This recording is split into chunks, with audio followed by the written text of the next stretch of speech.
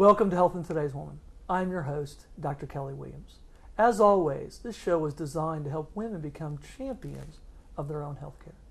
Tonight we're filming on location at the Highland location of the Murfreesboro Medical Clinic.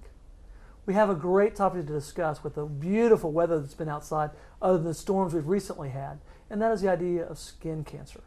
And to help me better understand this topic, I've invited Dr. Al Katine, dermatologist at the Murfreesboro Medical Clinic, to help us evaluate the different types of skin cancer, some of their treatments, and some of the identifying factors of each one of them. Now, first of all, I want to say, Al, thanks for being willing to come. And as I said a minute ago, as we start to see better weather, we're starting to see more and more people get out, not only for outdoor activities, but also for work. And we start seeing people that are getting a lot more exposure. So I want to take a look at some of the different types of cancer, how we can kind of identify them, and understand some of their treatments also. And I want to start off with squamous cell cancer, which a lot of people don't understand. I want you to give us a little bit of an idea of what we mean by squamous cell, and then what we mean by squamous cell cancers. Okay. Well, squamous cell skin cancer is the second most common kind of skin cancer there is. It originates in the squamous cell or upper layers of the epidermis, and then it can stay localized or it can invade deeper into the skin. It is more highly related to sun exposure than other kinds of skin cancer, and a small percentage of them can spread if left long enough. Interesting. So this is one that actually does go deeper into the skin and can spread throughout the rest of the body. It's just not very common. Is that right? Right. Now I want to take a look for just a second. We've got a couple of pictures here we're going to show you just to kind of give you an idea of what we've got as far as the squamous cell cancers. And we've got one that we know that's going to be on the lip. And tell us a little bit what we're looking for when we're looking at a squamous cell cancer. Well, squamous cell cancers can look a little bit different in different situations and different locations on the body. Generally, they're rough, nodular, sometimes warty, scaly growths. Okay.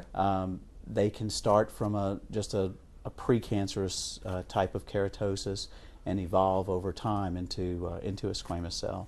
But it's a non-healing kind of growth that comes up generally on a sun-exposed area. And it's something that, why isn't this area healing? That's when I need to be concerned. Right. If I've got something that keeps, this place doesn't seem to be going away, and especially in somebody who's very active in the outdoor world, especially working in the outdoor, those are the kind of people that really need to be concerned. And exactly, you hear that a lot. You say, I have this place and it's just not healing. It's been there for a number of months and it's scabbing over, that kind of thing. And the other thing I want to talk to you a little bit about as we kind of move on now, what about the whole idea of where are these areas typically involved with squamous cell cancers? What type of places on the body do you typically see it?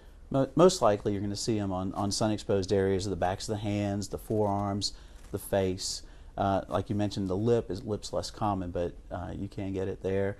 And sometimes the upper portions of the chest that get exposed to the sun. And I always tell people you can get these cancers in places you don't think about too. So it's always important if you're concerned to have somebody take a look at it. But sometimes it can occur in places you think, well, I didn't know that could touch the sun. Is that true also? Right. And sun exposure is a big factor, but not every place is going to be coming up in a sun exposure area. Okay, but anything that you're concerned about, always a good idea to have a dermatologist take a look at it, especially if it's something that's persistent, that's not healing. If it's something you don't recognize and it's not going away and not behaving normally, get it checked out. Okay, the next thing we're going to talk about is basal cell carcinoma. Now, this is the most common form of skin cancer, correct? Correct. And tell us a little bit about that, because it's a little bit different cancer. It behaves a little bit differently too, doesn't it? It does. Basal cells, in general, they're little shiny or pearly growths that usually have a little breakdown in the center, make a little sore. They tend to bleed very easily, like when you're drying your face off, and you're wondering why it's doing that. It's not healing, and it slowly grows. It usually stays local, doesn't generally spread anywhere, and just doesn't heal up. Typically, what I always tell people, I had a patient years ago that had one right next to the nose of the bridge of their nose, and then that could be a very common place right around the eye. And nobody ever looked at it. I looked at her and said, that doesn't look normal. And a lot of times it's just paying attention to the fact that there's something. Does basal cell tend to occur more on the face, or is that just an unusual thing? No, basal cell is more on the head and neck, and it's not as correlated to sun exposure as much as squamous cell, but it is certainly a sun exposure factor there too. And it is, but patients who, I think you brought up an interesting point. It's not necessarily as always associated with skin or sun exposure. Right. So this can be in patients who don't necessarily think, I don't get that much sun exposure. How did I get a skin cancer? So not all of it's sun exposure, is that right? Not all of it's sun exposure, but it's highly correlated. But less with basal cell than squamous cell. Interesting. Now, I want to show you a picture because we have a picture that's pretty good of basal cell carcinoma. So on our screen now we've got a picture of what basal cell looks like, so people can begin to understand kind of what they're looking for. Again, anytime you see anything that looks unusual on the skin that you're not quite sure about, especially if it's a non-healing area, it's always the time to have it taken a look at. Let me ask you something else. We have talked a lot about what these look like, what some of the things that can cause them. Let's talk a little bit about how you treat them. So when you got a squamous cell carcinoma, what's the typical treatment for a squamous cell carcinoma? Well, a lot of times it'll be surgical excision, and that'll be curative.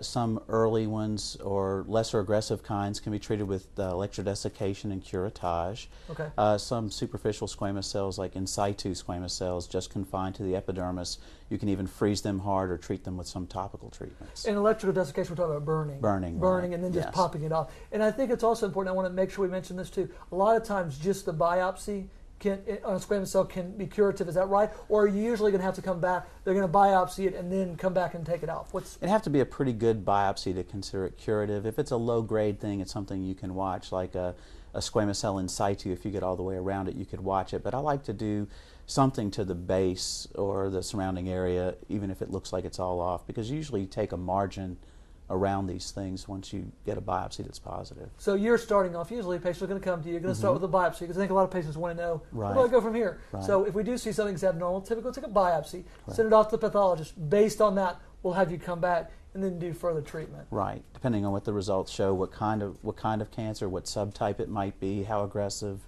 different factors like that. Now, what about basal cell? Is basal cell treated any differently? Basal cell is less aggressive, tends to stay more local, more amenable to curettage and less aggressive treatments, but basically you can treat it the same way. And those patients, both of them tend to do pretty well, especially if it's caught early and treated early. Absolutely. Okay.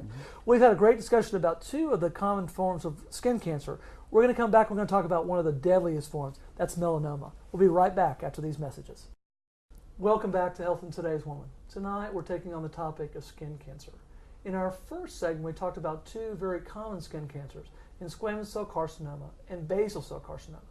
In this segment, I want to focus on the most deadly form of skin cancer. That's melanoma.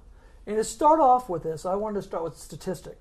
Melanoma is the most common form of cancer in patients from age 25 to 29, and the second most common in patients from 15 to 29. Although less than 5% of skin cancers, it accounts